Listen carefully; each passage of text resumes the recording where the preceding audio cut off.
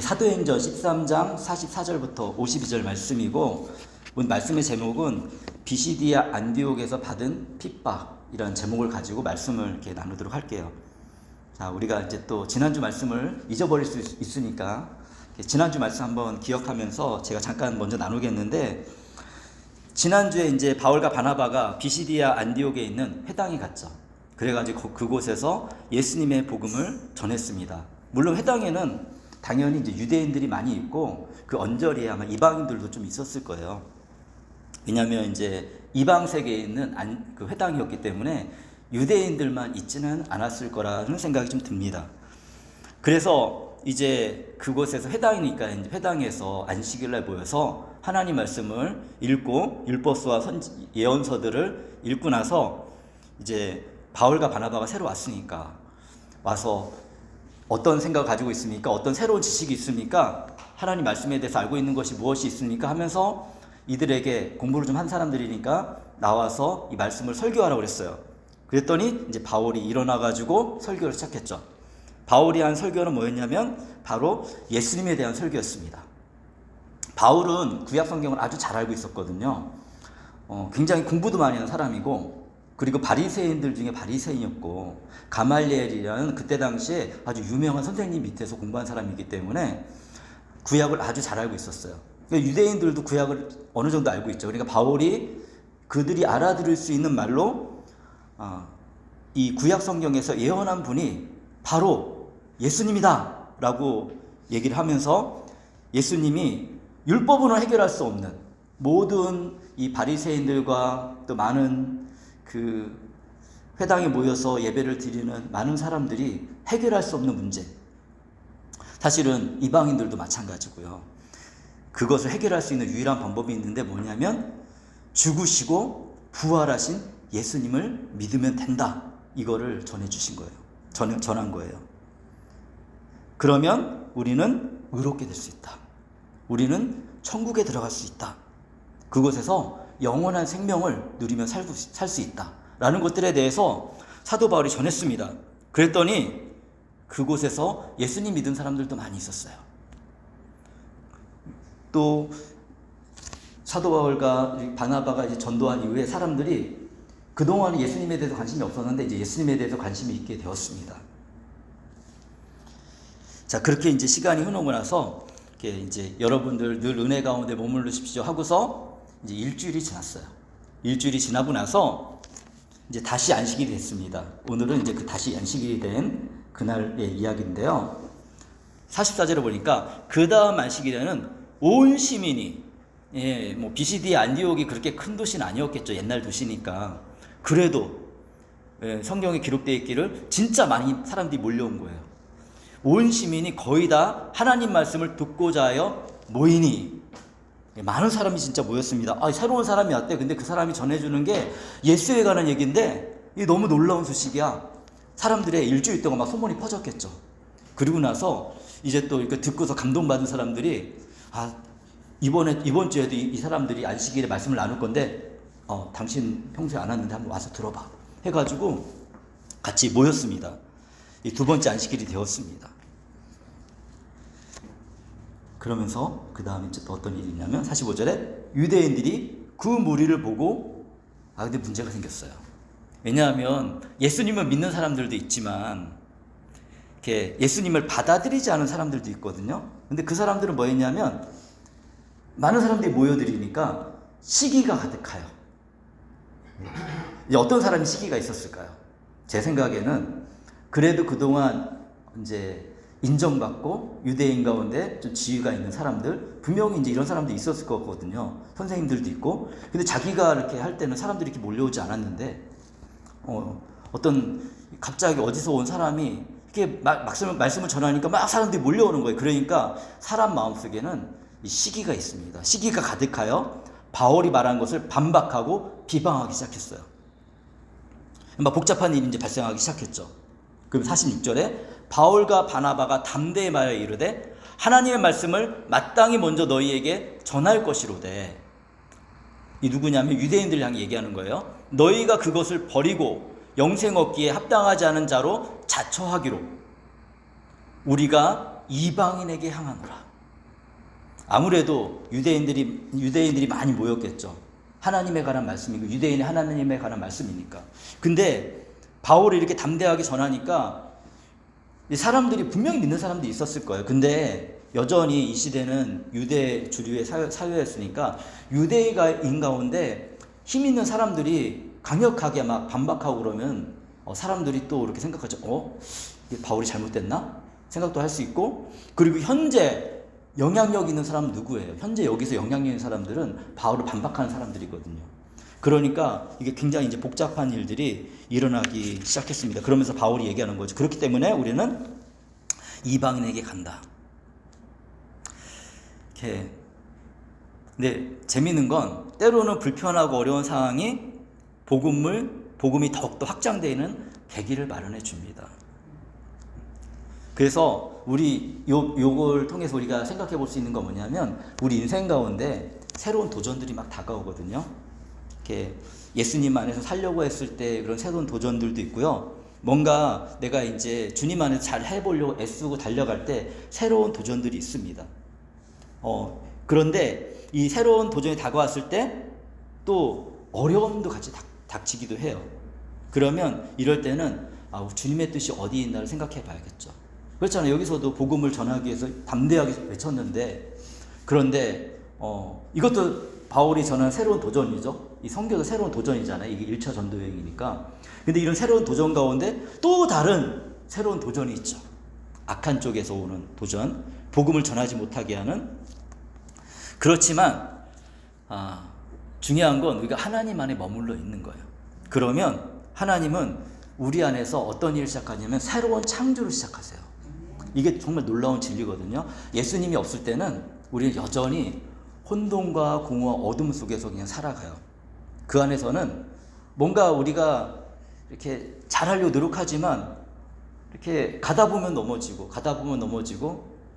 이렇게 새롭게 변화될 것 같은데 결국에는 원상태로 돌아와 있는, 뭔가 내가 극복할 수 없는 이런 어두움이 나를 가득 채워서 뚫고 나갈 수가 없거든요. 근데 너무 놀라운 건 우리가 예수님을 뭐 많이 하는 것도 아니에요. 조금 말고, 그리고 정말 순수한 마음으로 예수님께 기도하면서 이렇게 예배하면서 살아가잖아요. 그러면 하나님께서 새로운 일을 시작하세요. 그게 내 노력도 아니에요. 이거 진짜로 하나님이 만들어 가시는 건데, 새로운 변화들이 우리 안에서 일어나기 시작하는데, 이런 걸 경험하기 시작하면 이게 정말 하나님 살아계시구나, 하나님이 이런 분이시구나 우리가 생각하게 됩니다. 그렇게 새로운 창조의 역사를 이끌어 가십니다. 그래서 우리는 이렇게 무엇을 해야 되냐? 하나님께 먼저 마음을 열고 있어야 돼요. 이렇게 반대하는 사람들처럼 그런 게 아니라 마음을 열고, 그리고 마음을 열고 나서 그러면 어떻게 하겠어요? 하나님 말씀을 묵상하고 기도하고, 그러면서 이제 주님께 소망을 두고서 열심을 내는 거죠.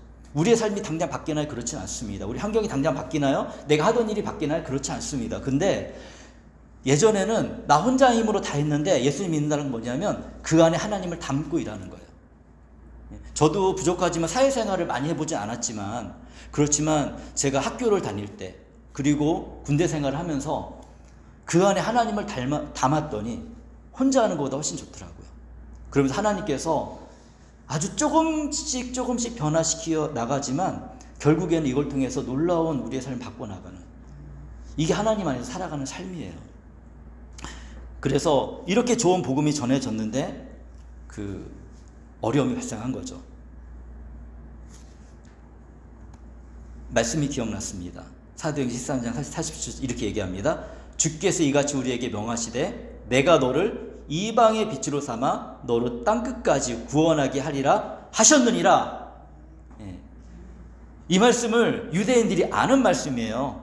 그냥 사도 바울이 확 외친 게 아니라 이 말씀은 어디 말씀이냐면 이사야 말씀입니다.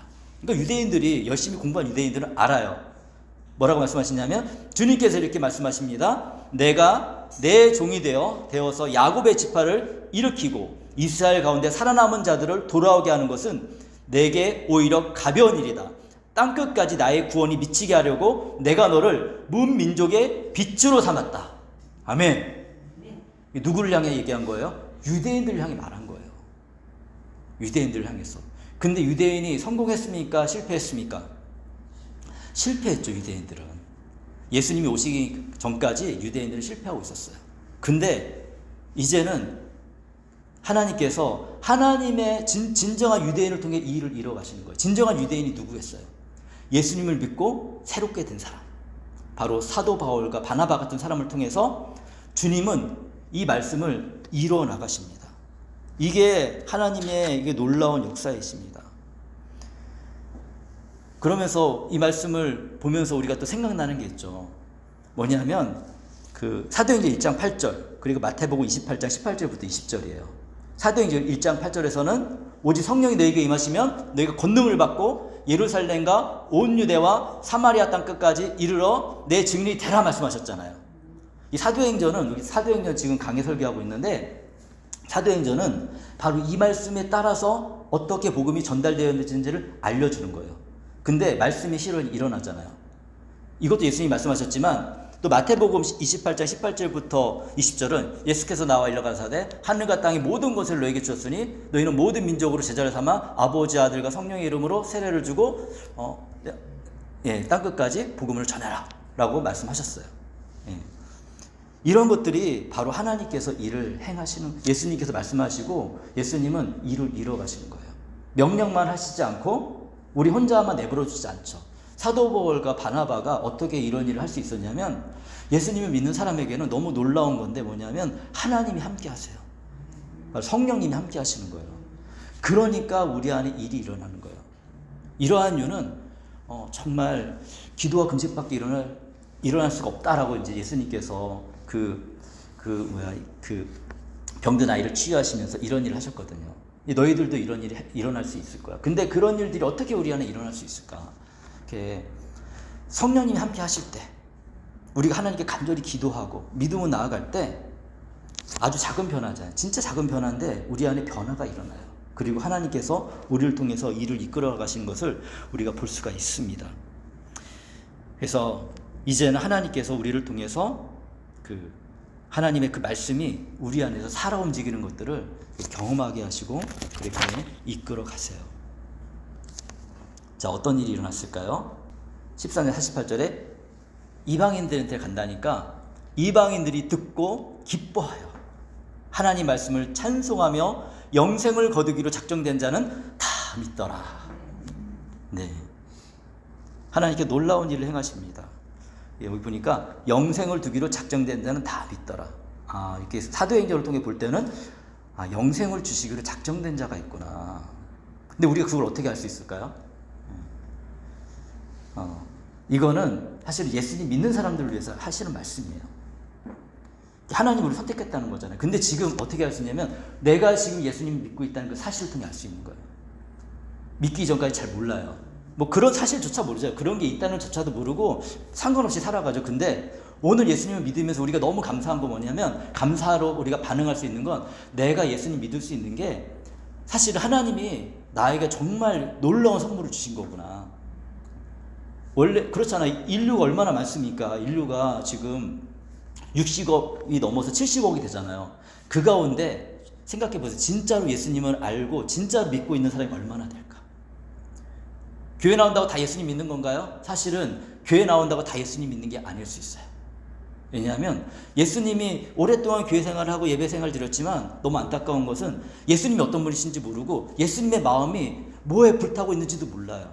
그러니까 그냥 뭐냐면 예수님 통해서 얻을 것만 생각하고 나올 경우가 있거든요. 예수님 믿으면 나한테 이거 주실 거니까. 근데 물론 그런 하나님이 복을 주십니다. 근데 그게 목적이 아니라는 거예요. 우리의 마음이 예수님께 정말 뜨겁고 열정을 가지고 이렇게 그런 겁니다. 하나님, 내가 정말 주님을 이 세상을 살아가면서 이렇게 주님의 마음을 가지고 내가 이 세상을 살아가고 싶은데 제가 그렇게 하려면 누군가를 도와주려면 하나님 나에게 뭐 요즘에 많은 사람들이 이 불을 추구하지. 불을 추구하는 게 다른 거예요. 우리 그리스도인들은. 하나님, 내가 부유해졌으면 좋겠어요. 이것을 가지고 근데 나 혼자 잘 먹고 살자는 게 아니에요. 이거 가지고 마약하자는 게 아니에요. 이거 가지고 막 그냥 헛된 데 돈 쓰자는 게 아니에요. 이거 가지고 뭐 하자는 거예요? 하나님, 저희 삶도 잘 살아가지만 내 주변에 보니까 이렇게 어려운 사람들이 있고 이런 사람 내가 도와주고 싶은데 하나님 내가 어떻게 도와줄 수 있을까요? 물질로 도와줄 수 있으면 물질로 도와줄 수 있고 아니면 내 봉사로 도와줄 수 있으면 봉사로 도와주면서 여기 핵심 포인트는 뭡니까? 거기에서 영혼을 사랑하는 마음. 하나님께서 나에게 은혜를 주셨기 때문에 내가 하나님을 사랑해야 되고, 그 다음에 내가 영혼을 사랑하는 마음으로 이렇게 나아가는 거죠. 이게 핵심 포인트입니다. 그러면서 내가 정말 지금 이런 삶을 누리고 이런 마음의 방향이 될 수 있었던 건 뭐냐면, 하나님께서 우리에게 이런 은혜를 베풀어 주셨기 때문에. 생각해 보십시오. 이방인들이 예수님을 믿고 싶었어요. 예수님을 믿고 싶은 게 아니라, 이때 예수님 잘 모르니까 하나님을 믿고 싶었어요. 유대인들 사회를 보니까 좀 괜찮거든요. 생각해 보십시오. 유대인들은 일단은 제가 지난번에 얘기했지만, 유대인들이 어떻게 이제 어느 지역에 가면 한 10명 정도의 남자들이 모이면, 그러면 이들은 이제 하나님을 기억하면서 이제 안식일 날 예배를 드립니다. 쉬는 날이잖아요. 이 날이 하나님이 창조하시고서 이제 6일까지 창조하시고 7일째 쉬는 날이 안식일이었어요. 이렇게 마지막으로 쉬는 날이 안식일이었기 때문에 이날 다 같이 모여가지고 우리가 예배하는 것처럼 모여서 10명만 모이면 하나님 말씀 듣고 하면서 무슨 생각할까요? 하나님 말씀 기억하는데, 이들은 의무적으로 해야 될 게 있어요. 뭐냐면 선을 행해야 돼요. 하나님 기뻐하시는 선. 근데 그 중에서 중요한 것이 뭐냐면, 그 시대에 정말 형편없이 살아가는 사람들, 힘든 사람이 누구였냐면 과부와 고아와 이런 사람들이었어요. 그러니까 이런 사람들을 도와주는 거예요. 먹을 것도 갖다 주고 살아갈 수 있도록 도와주고, 옆에서 보니까 이방인들은 어떻게 살아가? 이방인들은 하나님을 전혀 모르는 사람이니까 형편이 없죠. 이 시대, 로마 시대에 얼마나 타락했냐면, 정말 자기의 유익을 위해서 다른 사람 희생시키는 거 아주 간단한 일이었어요. 힘 있는 사람들을 막 죽이거나, 뭐 종들도 종들도 이게 단계가 있거든요. 단계가 있는데 그 중에서 정말 하찮은 종들은 자기 마음대로 할 수 있었어요. 물건이었어요. 그러다 보니까 이렇게 사람들의 이렇게 힘들게 살아가는 사람들의 마음이 얼마나 힘들었겠어요. 그리고 이러한 삶 속에는요, 사실은 만족과 기쁨이 없습니다. 아무리 많은 것을 누려보고, 우리가 이제 뉴스 이렇게 보면 요즘에 문제가 되는 게, 젊은 사람들이 이렇게 마약을 많이 하잖아요. 한국도 마약을 많이 하거든요. 근데 돈도 많이 들어요. 마약 하려면 돈 있어야지 하지, 돈 없으면 하지도 못해요. 돈도 많이 드는 일인데, 마음이 만족스러울까요? 만족스럽지 않죠. 결국에는 공허하고 그렇게 죽어가는데, 이런 분들이, 아니면 마약까지 가지 않더라도 이렇게 정말 이렇게 해봐도 저렇게 해봐도 사람이 다 늘어봐도, 솔로몬이 얘기한 것처럼 헛되고다, 전도서에서 얘기한 것처럼 이렇게 느껴졌을 때, 유대인을 보니까 유대인은 좀 달라요. 그리고 이들 안에 좀 가난한 것 같은데 이들 안에 기쁨이 있고, 이들은 좀 정상적인 사람인 것 같아요. 그나마 하나님을 알고 있으니까 흠모하게 되죠. 그래가지고 나도 유대인 공동체에 들어가고 싶어. 근데 유대인들 공동체에 들어가려면 제약이 너무 많아요. 어떤 어려움이 있었냐면, 첫 번째는, 이건 우리도 비슷한데, 예수님을 믿으면 어려운 점이 있어요. 뭐냐면, 예전에 내가 믿고 살던 가치관이 있잖아요. 나를 즐겁게 했던 것들을, 이게 부담이 되는 거예요. 그런 것들을 내려놔야 되는데 이게 내려놓기가 힘들어요. 용기를 내서 이것을 내려놓으려고 했어. 근데 문제는 또 뭐냐면, 이 시대에는 나는 이방인으로서, 로마 시민으로서 막 권리를 누리고 사는데, 유대인 사이에 들어가면 내가 이렇게 낮아져야 돼. 유대인들은 나를 이방인으로 인정해주지 않으니까 너는 이방인 그러면서, 이방인들은 이렇게 유대인 사회로 들어가기가 너무 힘든 거예요.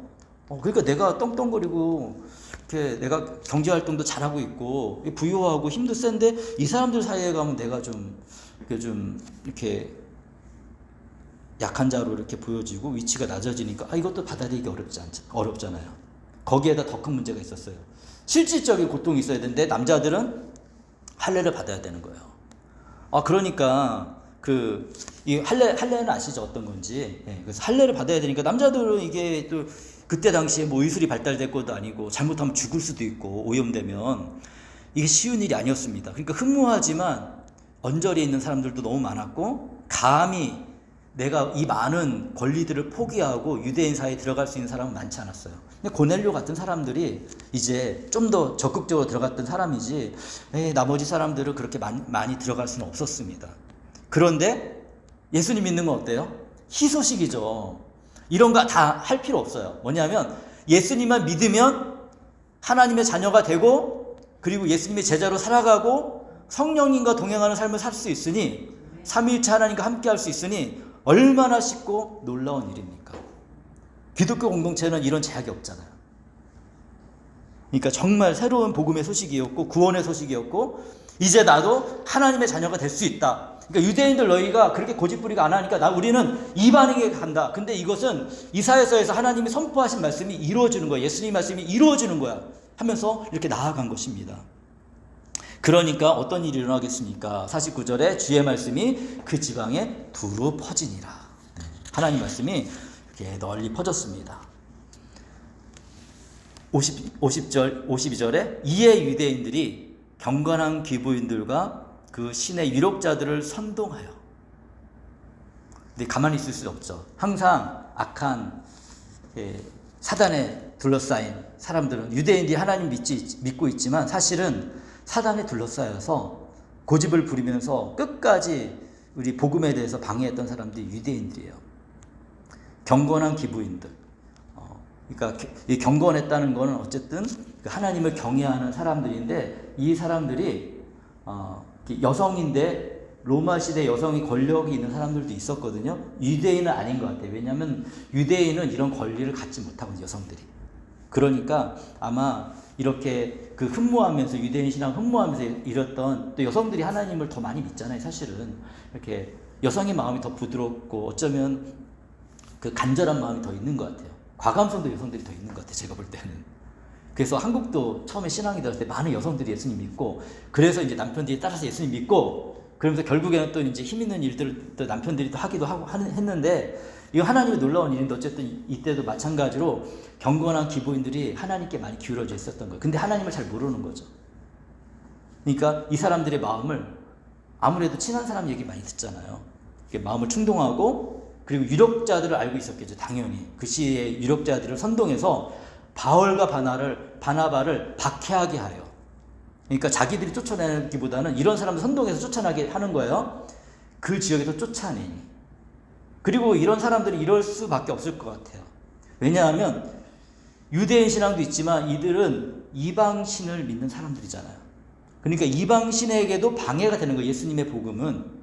그러니까 쫓아내니 두 사람이 그들을 향하여 발에 티끌을 떨어버리고 이고니온으로 가거늘. 근데 결코 그렇다고 복음을 멈추지 않았습니다. 핍박이 왔지만 계속해서 복음을 위해서 달려가는 모습을 볼 수 있습니다. 제자들은 기쁨과 성령이 충만하니라. 이 발에 티끌을 이렇게 떨어버리는 행동은 어떤 거냐면 마태복음에 이렇게 얘기하고 있습니다. 누구든지 너희 영접하지 않거나 너희 말을 듣지 않거든 그 집이나 그 고을을 떠날 때에 너희 발에 묻은 먼지를 떨어버려라. 예수님께 가르쳐 주셨잖아요. 그리고 사실은 이거는 유대인들의 어떤 습관이었습니다. 그래서 어떤 이방인 지역에 가잖아요. 그러면 이방인 지역에서 그 안 좋은 영향력들이 우리한테 오면 안 되니까 발에 신발이 털어버리는 거예요. 그래서 이 모든 것들 내가 다 털어버리고 우리 주님 품 안에서 내가 살아갈 것이다. 예. 이런 의미가 담겨져 있었습니다. 그런데 이제는 유대인들이 과거에 그렇게 했던 행동 그리고 예수님의 말씀을 따라서 너희들은 진짜 이 복음과 상관이 없는 자들이구나. 그러면서 발에 이 신의 먼지를 털어버리고 실망하지 않고 다시 기쁨의 성령의 충만함으로 이고니온으로 이제 옮겨가는 모습을 볼 수가 있습니다. 근데 이런 일들이 이때만 있었나? 저는 이렇게 박해를 받고 힘들 때 더 성령 충만하게 살아가는 믿음의 사람들 저는 봤어요. 중국에서 10년 동안 제 선교를 하면서 이렇게 여러 가지 어려움이 있었거든요. 크게 일을 안 할 때는 사실 큰 어려움이 없습니다. 근데 뭔가 사람이 많아지고 규모가 커지면 어려움도 발생해요. 이제 중국은 기독교를 기뻐하는 곳은 아니기 때문에 학생들하고 저희가 이제 따로 이제 장소를 얻어가지고 모임을 했을 때 몇 번에 발각된 적이 있어요. 신호가 와요. 그때는 지금처럼 막 갑자기 쫓아내거나 그런 시대는 아니었고 너희들 하고 있는 거 알고 있어 라고 신호가 오거든요. 그러면 옮겨야 돼요. 그럼 이런 일이 발생하면 이런 일이 불편한 일이잖아요. 그 정부에서 기뻐하지 않는 일이니까 이렇게 제자들이 마음이 흔들리고 떠나가면 진짜 너무 슬픈 일이죠. 근데 놀라운 건 뭐냐면 이런 일을 겪어가면서 제자들의 믿음이 견고해지는 거예요. 떠나거나 그런 게 아니라 나중에는 저의 이름으로 이렇게 모임방을 얻었었거든요. 근데 그러면 안 되잖아요. 그러면 외국인이니까 다 알잖아요. 외국인이 뭐 자기 사는 집 말고 다른 데도 얻어서 이렇게 있는 거는 의심스러운 일이잖아요. 이게 굉장히 불편했거든요.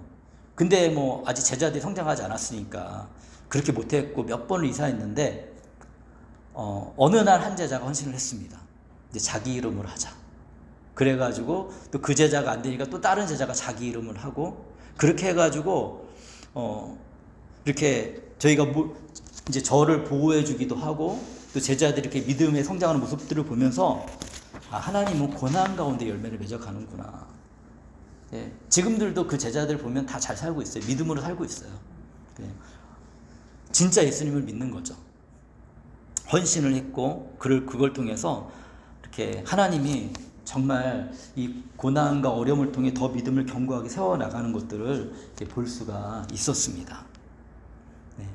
오늘은 이제 말씀은 여기까지인데요. 오늘 우리는 BCD 안디옥에서 힘있게 전해지는 복음과 그리고 또 강한 저항과 어려움 속에서도 포기하지 않고 믿음으로 나아가는 이 바울과 바나바의 모습을 보았습니다. 우리가 신앙생활을 하다 보면 좀 쉽지 않을 때가 있어요.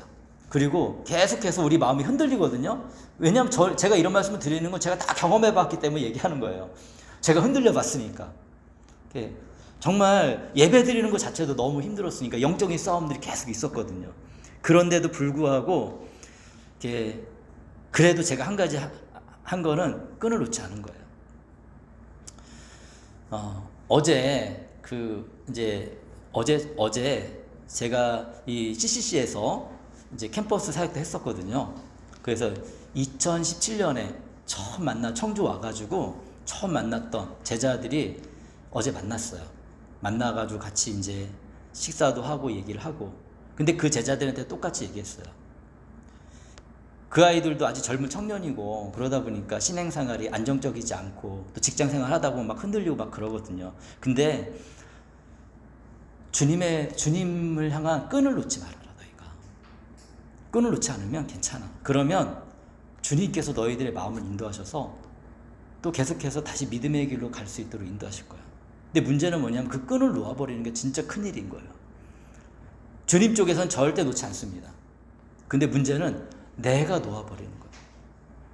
그러면 주님은 기다리세요. 주님의 특성은 뭐냐면 그래, 네가 끈을 놨으니까 그러면 나 없이 한번 살아봐.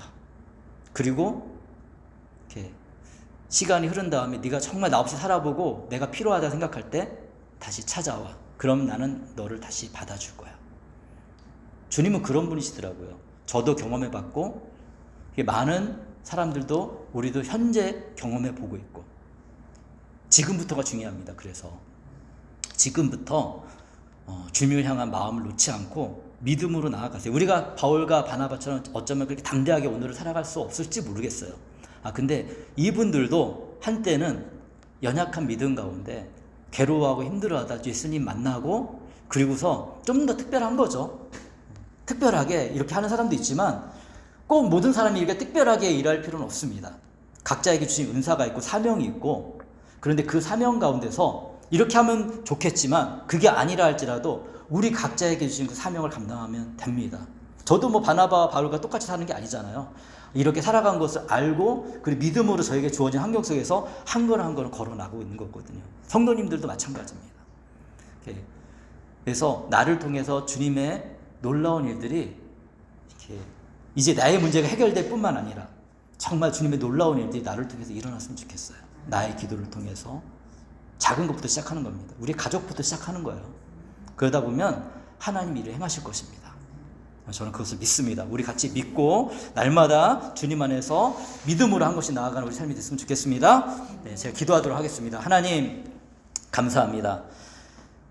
주님께서 계속해서 복음이 흘러갈 수 있도록 인도하시는 것을 봅니다.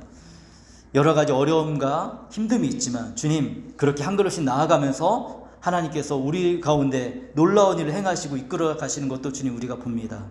주님 바울과 바나바에게 주님께서 역사하셨던 것처럼 이들을 통해서 그 시대에 정말 복음을 모르는 사람들에게, 이방인에게 복음이 전해졌던 것처럼 하나님, 이제 우리가 우리 안에서의 복음으로 끝나는 게 아니라 주님, 우리 복음이 우리를 넘어서서 우리의 가족들에게, 그리고 우리의 직장 동료들에게, 또 우리가 알고 있는 사람들에게 계속 흘러가서 그분들도 정말 복음의 기쁨을 누리면서 주님 안에서 살아갈 수 있는 그런 은혜를 베풀어 주시옵소서. 우리를 그렇게 사용하여 주옵소서. 예수 그리스도의 이름으로 기도합니다. 아멘. 이제는 우리 주 예수 그리스도의 은혜와 하나님의 사랑과 성령님의 함께하심이 예수님을 믿고 따라가는 모든 믿음의 사람들에게 지금부터 영원까지 함께 있을지어다. 아멘.